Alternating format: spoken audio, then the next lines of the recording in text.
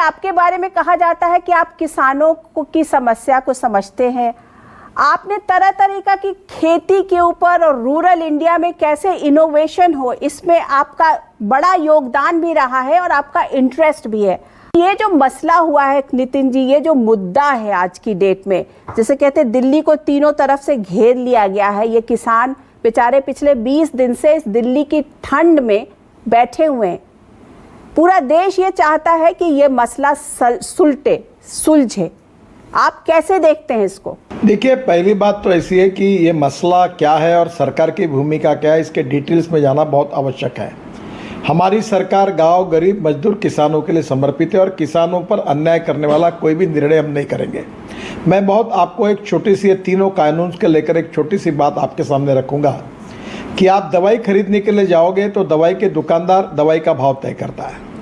हम रेस्टोरेंट में जाते तो चाय और नाश्ता लेंगे तो उसकी कीमत वो दुकानदार, रेस्टोरेंट वाला तय करता है। हम एयरलाइंस का टिकट खरीदते हैं, उसका टिकट की कीमत एयरलाइंस तय करती है। हम रेलवे में जाते हैं, रेलवे का टिकट रेलवे तय करती है।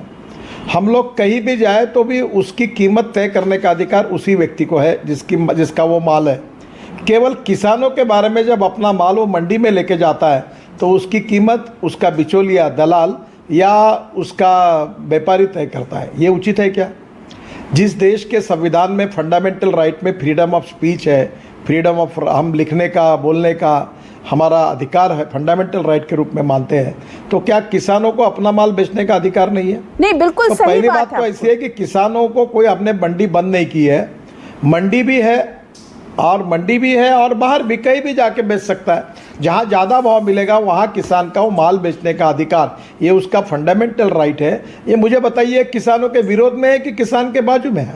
नहीं, अब बिल्कुल। दूसरी एक बात जो बोलते हैं कि कारपोरेट आएगा, कॉन्ट्रैक्ट फार्मिंग की बात आएगी, मैं आपको बताता हूँ। जैसे एक उद्योग अगर अड़चन में आता है तो दूसरा व्यक्ति उसमें वर्किंग कैपिटल डालता है, रॉ मटेरियल खरीदता है, दोनों मिलकर उसको बाहर निकालते हैं, बैंक का पैसा भी देता है। तो इस बहाने अगर उसको आधा इनकम भी क्यों ना वो मिलता है तो वो कर्जे से मुक्ति भी मिलेगी और बेचारे की रोजी रोटी भी चलेगी। बिल्कुल आप सही